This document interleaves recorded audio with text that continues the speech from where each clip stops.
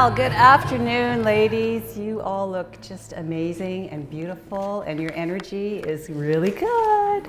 I'm super excited to talk to you today. So what I have is an eclectic collection of experiences that I would pull together and call my self-love journey. So my intention for today is that you'll pick up one of these layers of things I'm passing on to you and use it for yourself to get your own self-love practice moving, or share it with someone else and make a difference in their lives. So what I want to ask you is, have you ever had a plan for how your life was going to go and you decided it's going to be just, like this? And then that doesn't happen? Has that ever happened to you? Yeah, that goes on. I can recall I got married when I was 19 and I took this woodworking class and I was making this rocking chair, and then I was going to learn how to play the guitar, and my life plan was to make this rocking chair and sit in it and play my guitar. And I was like, that's going to be the best life ever. I'm going to just be really good. And now I'm here today, and that just didn't work out. I did make the rocking chair. I put the legs on backwards, so it rocked really funny, but that project got completed. So I wanted to just kind of give you a bit of context about me, where I'm coming from, just talk a little bit about me, but mostly I want to talk about my journey, and some of you may have had a similar one, or not. So I'm a trained life coach and energy healer. I did some training with Colette Barron-Reed, who is an intuitive medium, to do card readings. In 2004, I went to California all by my own self. I never went out of Thunder Bay before that, and took my life coach training. I'm also a Reiki master. I have traveled to the very magical islands of Hawaii and Ireland.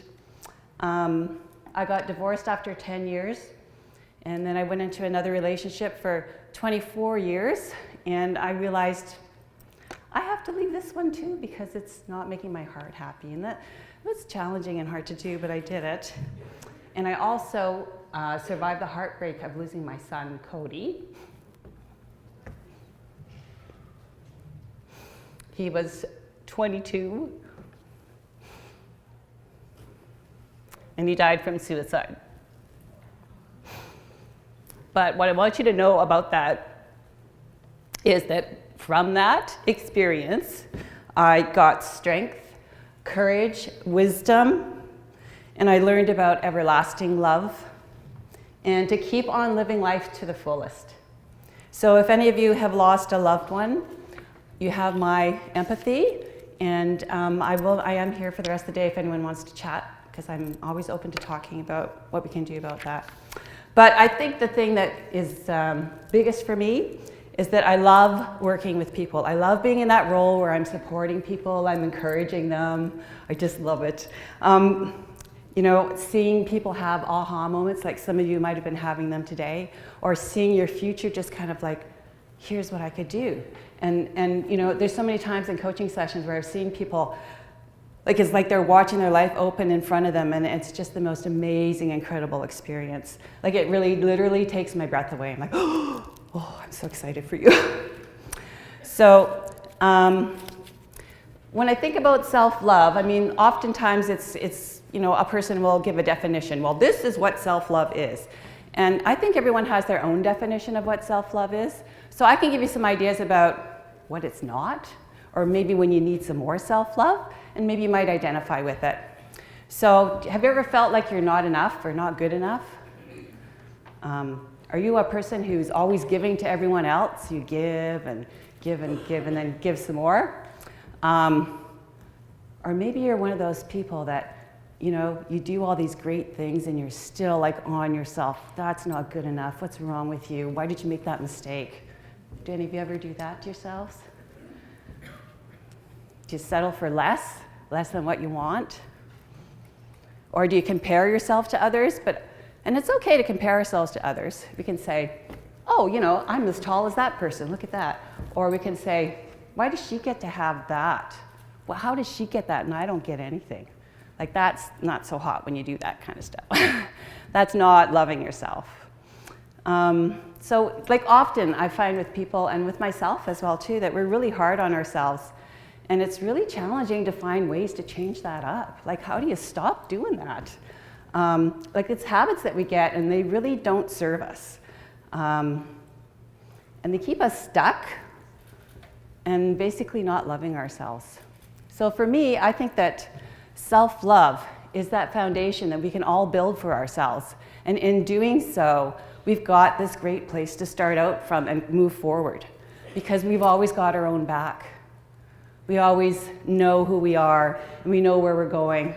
And even if we don't know how things are going to turn out, or they maybe change up from what we originally expected, it doesn't really matter, because we love ourselves. It's not dependent on what other people think about ourselves. We just support ourselves. And that can sound kind of lonely, but you know, I think it's really cool. I have this mantra that I say to myself every day in the mirror, eye contact, which couldn't even do it at first, just cried. Just cried and cried and cried. I'm really good at crying. One of my skills. But basically what I say is, I will trust, honor, respect, protect, and love myself first and foremost before anyone else or anything else on this planet, so help me, 10 times. Thank you, and I hope you will pick up a practice similar. And I just, you know, like now I get in the mirror and I'm like, okay, let's go. You know, that's a practice that I have to move forward. So that's how I start off my day. You know, and I remind myself when I'm like, oh, you know, look at Odette, look at how amazing she is. How are you going to talk after her? Oh my goodness. I'm like, I'm just going to talk. That's what I'm going to do. I love myself. I trust myself. I love and approve of myself. Can you see the difference between those two things? How could you move forward? So I've done a lot of reflecting on myself, and I've noticed I have this consistent pattern of behavior, which is about learning and growing. And then it kind of developed into learn, grow, controls the situation. Control it, make it go this way. Put it all in a nice little box with a little bow. That's how it's going to be, just like that. Now I've got into learn, grow, evolve. And I feel like that's a little bit better place to be. So the other thing that I used to do was be a people pleaser. Everybody needs to be happy. It's my job to keep y'all happy. And if you're not happy, then I need to do something more. And I guess what I want to just kind of share with you too, when I was a kid, I was super sensitive. I'm still sensitive, but as a kid, you know, I had this dilemma because I didn't want to go and step on the grass or step on the stones because I knew that they were alive and I was going to hurt them if I stepped on them. So, you know, how do you go outside and play when you're going to hurt something? So I had to kind of decide, okay, well, I really want to play, so I'll go out and step on those things. And I think what evolved from that is all that sensitivity and taking in everybody else's problems and issues, that I just got overwhelmed with how do you manage all of this. So the idea is then control it, just make it go in a certain way. Now, the passing of my son he's such a good teacher for me. Mom, you can't control this. You have no control over this whatsoever. See, I decided that even though he was quite troubled, he was depressed, he used drugs and alcohol, I just thought, I'll just keep loving you. I'm going to love you because I'm going to make you better if I keep loving you. And you know what? I did love him, but I didn't make him better, and he passed away. So the other thing I noticed was that me trying to make other people happy, I was getting sadder. I used to be positive. I used to be like looking forward to the day. I'm going to bring all this great energy to all these people. I'm like, oh, it's getting harder and harder to do that. So I'm getting sadder, I'm getting depressed, and I'm gaining weight. Like, oh my gosh, what's going on here? And so I'm going on diets and losing, you know, pound after pound and gaining pound after pound plus some more pounds. So when my son passed away, it gave me an opportunity to make some changes in my life. Now, they didn't happen overnight. You can be darn sure about that. But they did happen. And I'm grateful to him for that. So what I'll tell you about my son Cody was, he was 3 years old, and I was 33 years old.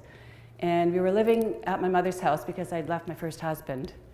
Anyways, we're having an argument. So I come in the kitchen, and he had one of those Fisher-Price tape recorders, and he'd gone in the cupboard and got the screwdriver and took it all apart, and it was all broken, and he wanted me to help him fix it. And I was, the good mother. I gave him this big lecture on, don't break your toys like that, and, you shouldn't be doing that. And here's this little 3-year-old standing there like this big red face, and he's like, you can't tell me what to do. You're not the boss of me. And I said, well, I'm your mother, and that's my job to tell you what to do. So you're stuck with me. You know what he said to me? Well, you're stuck with me too. And I went, oh.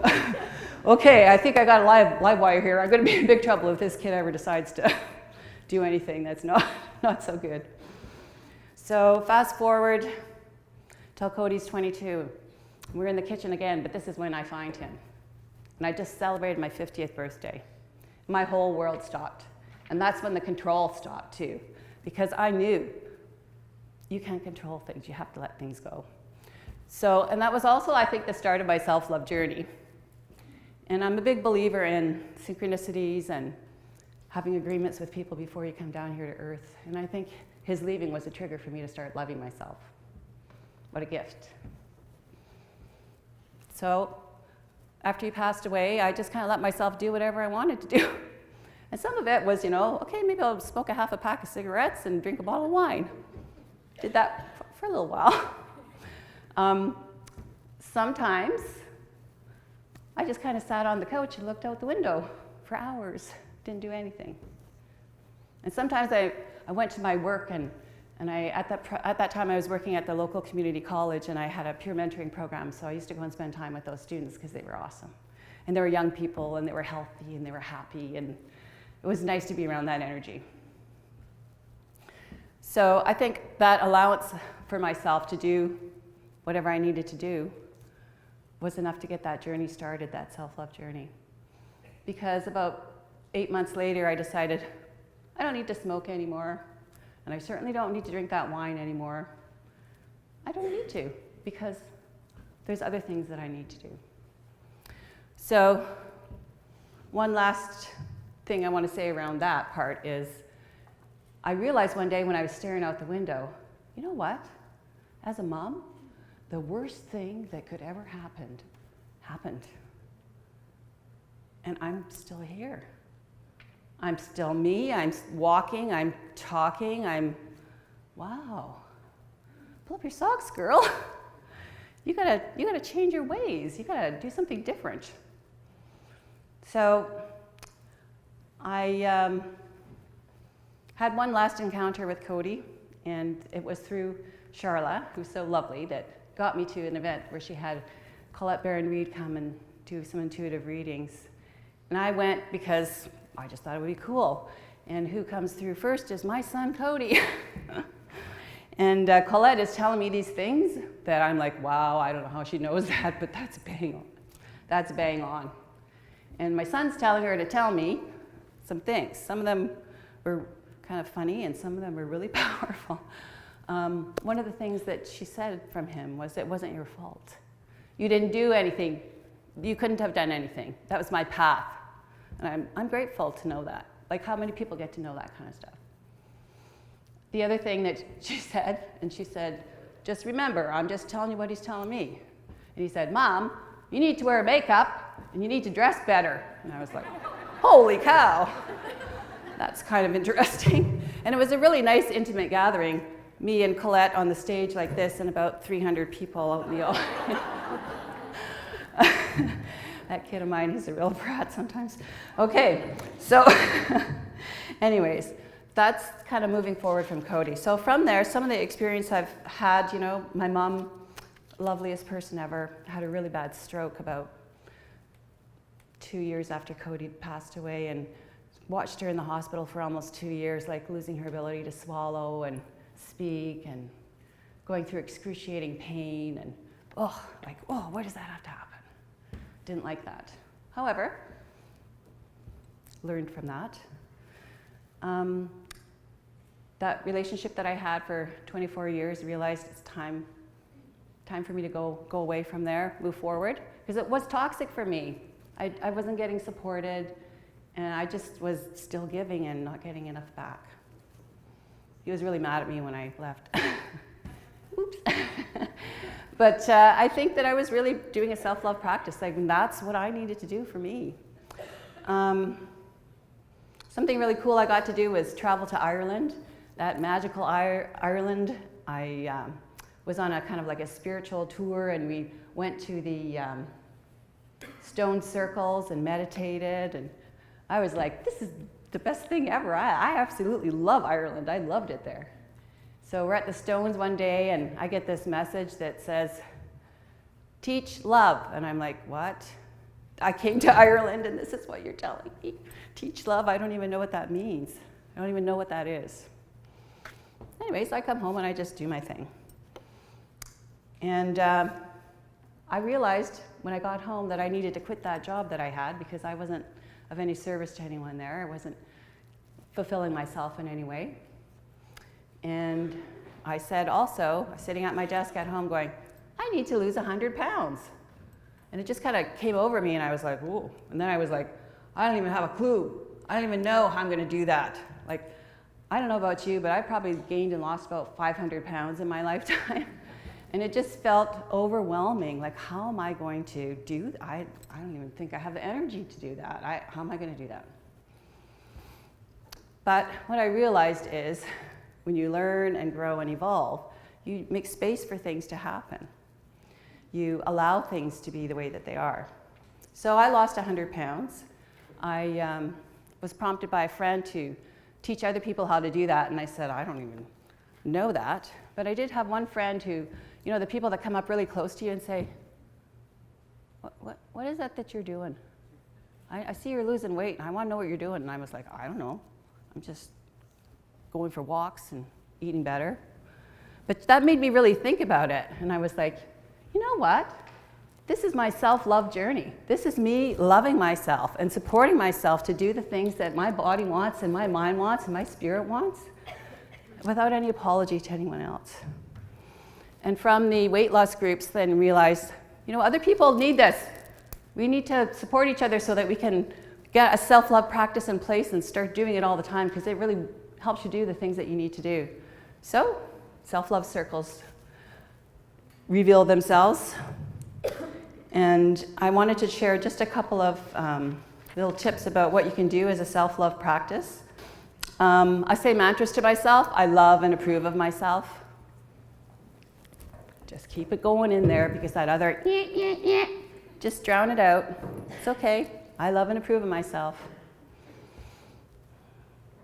So, and also that looking in the mirror. Like, I want to put a challenge to you, because I'm a coach. I want to challenge you. Can you look in the mirror and look in your own eyes and say, I love you, you're beautiful? Try it. Maybe you're going to cry, maybe you're not. Maybe you're going to be like really amazed and surprised at what you can do for yourself just by doing that. Other things that you can do, self-love practice, talk nice to yourself. Nice words in there, nice. Move your body every day doing something that you enjoy. Swimming, walking. I love dancing in the kitchen, that's what I do.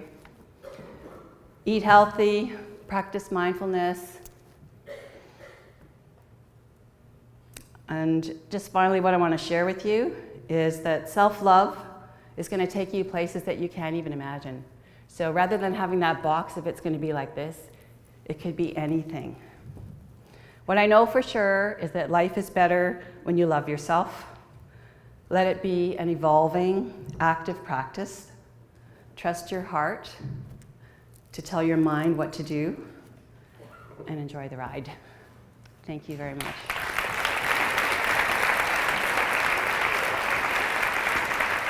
Thanks, Sheila. Thank you.